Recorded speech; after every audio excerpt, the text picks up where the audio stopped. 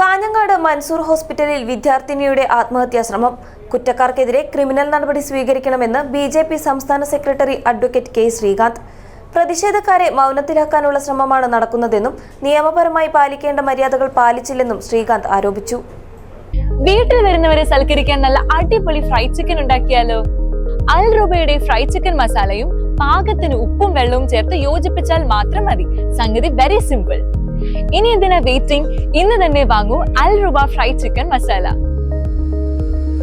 ജനങ്ങളുടെ ഭാഗത്തു നിന്ന് വന്നിട്ടുള്ള ശക്തമായിട്ടുള്ള പ്രതിഷേധത്തിൻ്റെ ഭാഗമായിട്ടുള്ള താൽക്കാലികമായിട്ടുള്ള ഒരു ചെപ്പിടി വിദ്യ മാത്രമാണ് ഇത്തരം ഒരു നടപടി എന്നുള്ളതാണ്. യഥാർത്ഥത്തിൽ മാറ്റി നിർത്തുക എന്ന് പറഞ്ഞാൽ ഇപ്പോൾ പറച്ചിൽ മാത്രമേ ഉള്ളൂ. യഥാർത്ഥത്തിൽ നിയമപരമായിട്ട് യാതൊരു നടപടിയും സ്വീകരിക്കാതെ തൽക്കാലം ഇത്തരം പ്രതിഷേധങ്ങളെ തണുപ്പിക്കാൻ വേണ്ടിയിട്ടുള്ള ഒരു സൂത്രം മാത്രമാണ് യഥാർത്ഥത്തിൽ വേണ്ടത്.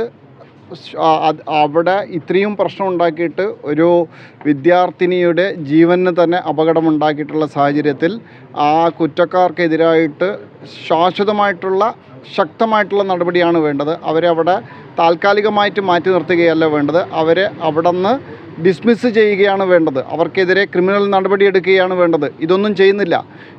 ഇവിടെ മാനേജ്മെൻറ്റും പോലീസും ഒരുമിച്ച് ഒത്തുകളിക്കുകയാണ്. അതിൻ്റെ ഭാഗമായിട്ടാണ് ഇതിനെതിരെ ശബ്ദമുയർത്തുന്ന വിദ്യാർത്ഥികളെ അവരുടെ ശബ്ദമില്ലാതാക്കാൻ വേണ്ടിയിട്ട്, അവരെ മൗനത്തിലാക്കാൻ വേണ്ടിയിട്ട് ഉള്ള അടിച്ചമർത്തൽ സമീപനം രണ്ട് ഭാഗത്തുനിന്ന് വരുന്നുണ്ട്. മാനേജ്മെൻറ്റിൻ്റെ ഭാഗത്തുനിന്ന് ഈ വിദ്യാർത്ഥികളുടെ വീട്ടുകാരെ സമ്മർദ്ദത്തിലാക്കാനുള്ളൊരു ശ്രമം നടക്കുന്നുണ്ട്.